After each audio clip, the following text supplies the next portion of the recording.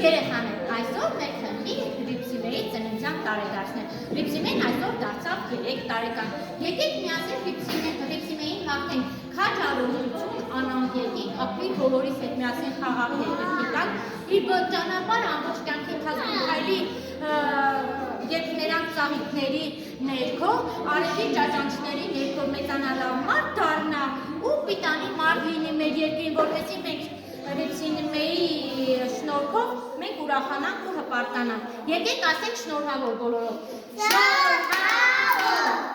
շնորհավոր, շնորհավոր։ Ռիփսիմե ջան, կարող ես դու երազանք պահի, ես մոմը վառեմ, համաձայնես։